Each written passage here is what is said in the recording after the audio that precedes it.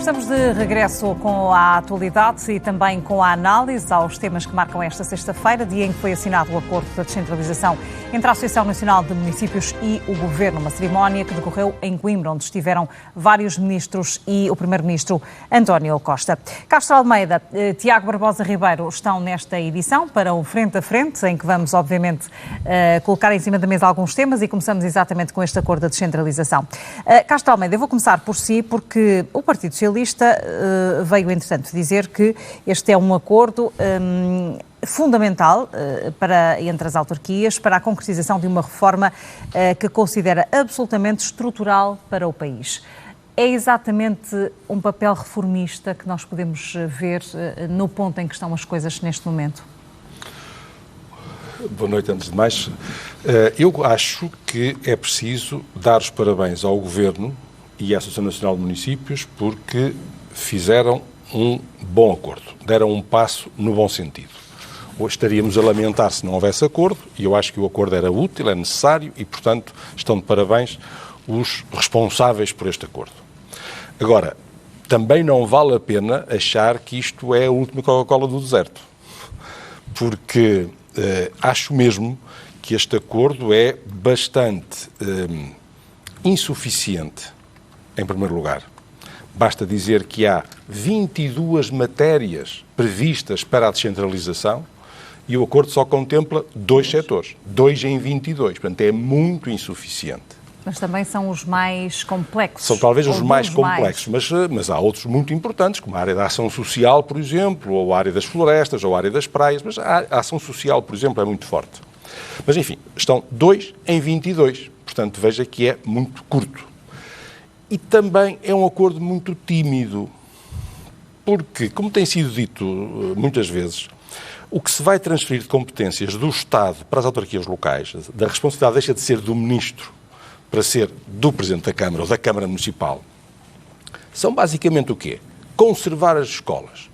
Ok, é melhor que nada. Eu prefiro que as escolas sejam conservadas sob a responsabilidade da Câmara Municipal do que do Ministro da Educação para substituir uns vidros ou pintar umas paredes. Bom.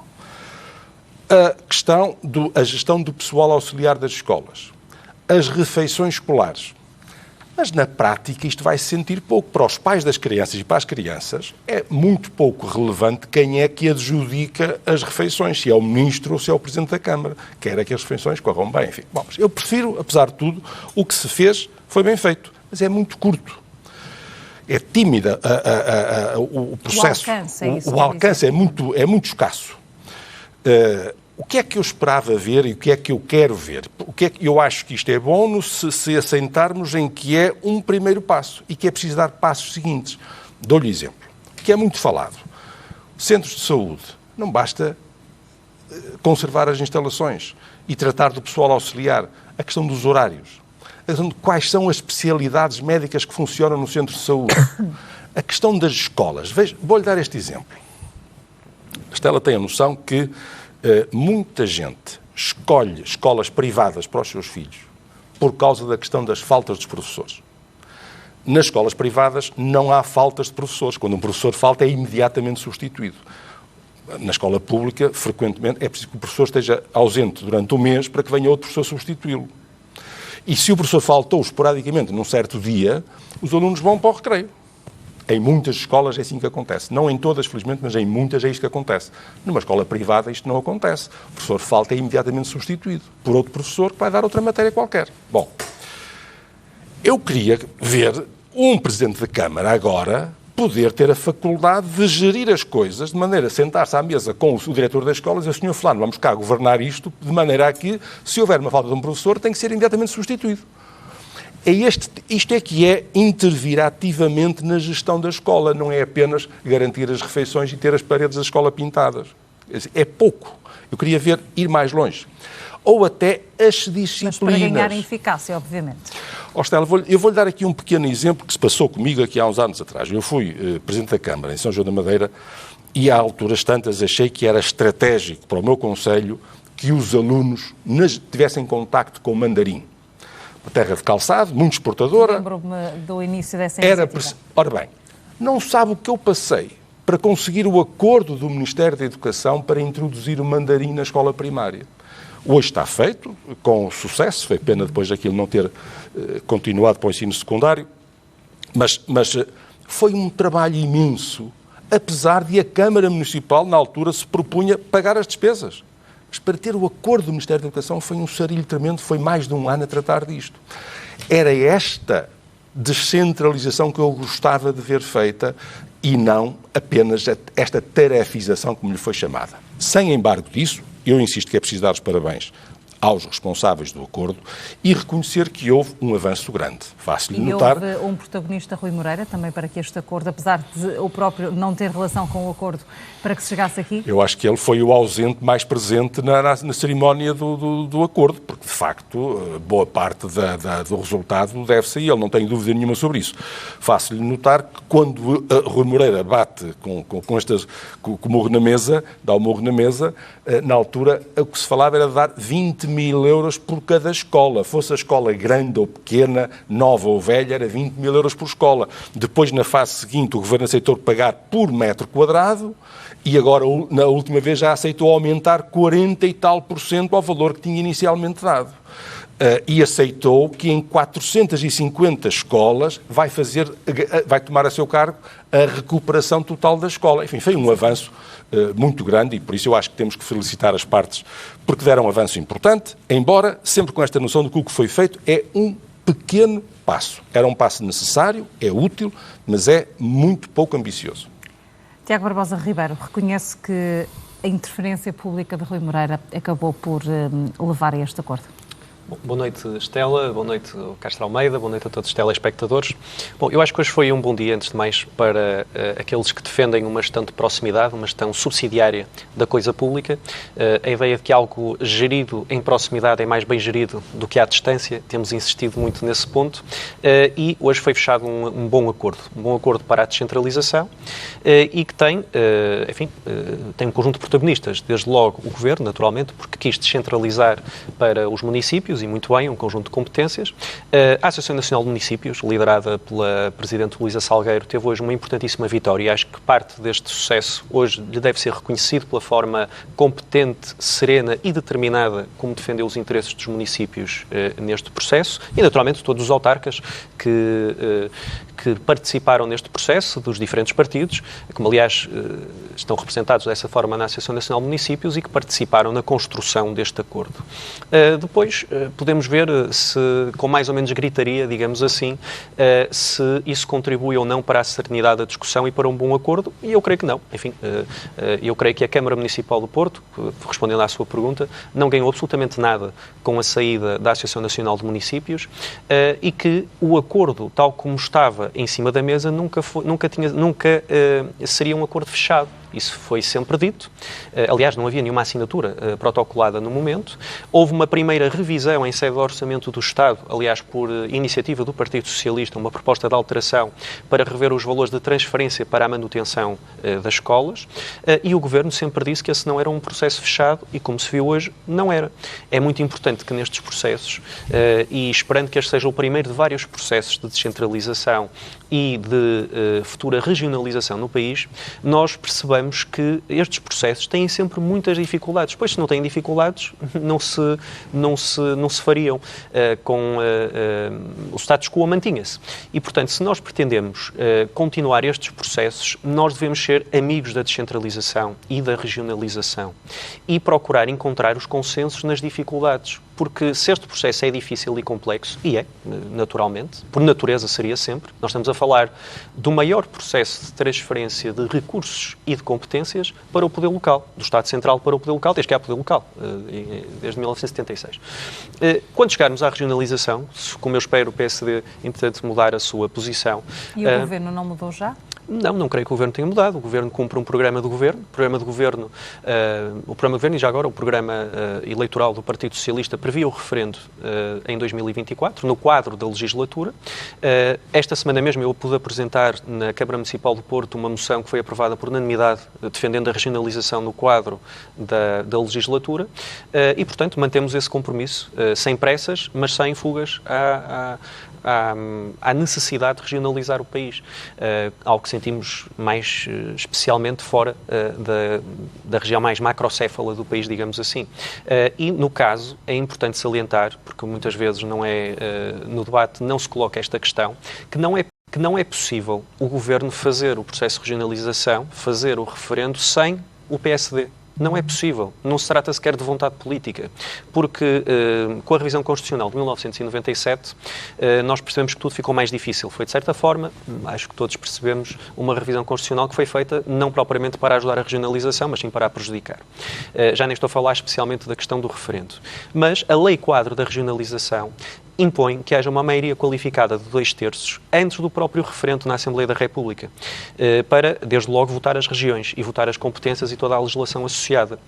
Neste momento, não é pelo Partido Socialista ter maioria absoluta que tem 2/3 da Assembleia da República, nem é pelo caso, já agora, de haver um amplo conjunto de partidos na Assembleia da República que também são favoráveis à regionalização, pelos seus programas eleitorais, enfim, pelas posições que têm manifestado. Não é só o PS, é o PS, é o PCP, é o Bloco de Esquerda, é o PAN, é a Iniciativa Liberal, e é o LIVRE, já agora deputado único, o PAN também. E, portanto, há um conjunto muito amplo de partidos que defendem a regionalização no quadro desta legislatura, se ela se vier a colocar, e, portanto, eu creio que aqui é importante um consenso, porque todos percebemos que não faz qualquer sentido avançar para um processo destes em ruptura e em conflito com o PSD, ou em conflito entre o PSD e o PS. Eu acho que esta matéria é mesmo aquela que não deve ser matéria de disputa partidária. A regionalização é muito importante para o país e é importante que seja feita com toda a serenidade. Mas é importante que haja também uma vontade explícita, certamente, desde logo do Governo, Castro Almeida, e ouvimos hoje a Ana Abrunhosa, com algumas reticências em relação daqui até 2024, logo se vê aquilo que vai acontecer, nomeadamente na reorganização administrativa que o Estado quer fazer até lá. Haverá, com estas palavras e com aquilo que tem acontecido em relação a este processo de transferência, espaço para acontecer realmente o referendo, sem o PSD? Vamos lá ver. O Partido Socialista defende a regionalização, oficialmente defende-o desde sempre. E o Partido Socialista já está no governo, depois da Constituição de 76, já esteve no governo durante 30 anos, talvez. E agora, durante 30 anos, tomou uma vez uma iniciativa e agora tomou pela segunda vez uma iniciativa. E teve imensos anos para fazer a regionalização. Resolveu não o fazer. E agora achou que é em 2024. E quem não estiver de acordo que seja em 2024, parece que está contra a regionalização. Não é o caso. Eu, que sou fortemente regionalista, aceito tranquilamente a bondade da argumentação que vi o Dr. Luís Montenegro defender sobre esta matéria. Porque, como ainda há bocadinho ouvi, só se pode levar a referendo uma lei de regionalização. Eu costumo dizer, eu sou regionalista desde que não haja aumento de encargos com pessoas, não pode haver mais pessoas para pagar os salários, não pode haver mais despesa do que há atualmente. Eu quero a regionalização porque quero mais eficiência nos recursos públicos, gastar melhor aquilo que existe, não é para ter mais despesa ou ter mais funcionários públicos, ou mais quadros políticos. Ora, eu voto consoante o panorama que me for apresentado, a lei que me for apresentada. Desde se garantir isto, eu sou a favor. Se não garantir isto, eu sou contra. Mas não foi o ponto do Dr. Luís Montenegro, foi mesmo fechar a porta. Não. Montenegro fechou a porta ao referendo em 2024. No quadro da legislatura. E repare, mas justamente é este o ponto. Primeiro, em 2024 é manifestamente cedo. Não há lei nenhuma. A lei de competências, a lei de financiamento, como vão ser financiadas as regiões. É muito complexo isso. Tem que ser feito, mas é preciso dar passos, é preciso preparar o terreno para isso. É preciso trabalho ainda. E 2024 é muito cedo. E em 2024 vamos ter eleições europeias. Em 2025 vai ter eleições... Repare, tem eleições em 24, em 25 e em 26. Não se manifestou disponível para esse diálogo sequer, como sabe. Isto é... O Montenegro pôs-te fora do referendo em 2024. Não, até ao fim da legislatura. Muito bem. E 2026. 24, 2025, 2026, eu acho que faz sentido. Você tem depois... Vai ter eleições em 24, 25 e 26. Onde justamente não tem eleições é 27. Eu, no meu partido, pensado naquilo que estava a sugerir, nos diversos itens que é preciso ir aprofundando e lançar também o debate à discussão pública? Sim, mas é preciso, faça-se o trabalho de casa. O Governo tem os instrumentos para preparar cenários, simulações, quer dizer, estas competências, com estes recursos financeiros, com este modelo de financiamento, preparar os cenários para fazer a lei que possa ser levada a referendo num ano em que não haja eleições, porque o referendo não pode ser feito juntamente com eleições, e o primeiro ano que não há eleições gerais é em 2027. Portanto, eu acho que é um quadro. Pode ser tratado com serenidade este assunto. Para mim é um assunto que não está encerrado de maneira nenhuma. Tem que ser adiado e parece-me um adiamento perfeitamente razoável. Um assunto que muitos dizem ser urgente é a questão da decisão sobre o novo aeroporto de Lisboa. Já esteve na calha, entretanto sabemos que é um assunto que está a ser debatido nos bastidores. Nos bastidores da política houve já um encontro entre António Costa e Luís Montenegro. Apenas falou António Costa no final do encontro para dizer que parte desse encontro de mais de 3 horas e meia de facto foi sobre o novo aeroporto, mas há uma reunião em que os dois líderes políticos vão debater um pouco mais este assunto. É absolutamente essencial que haja um acordo alargado sobre a localização do novo aeroporto e que envolva também o PSD?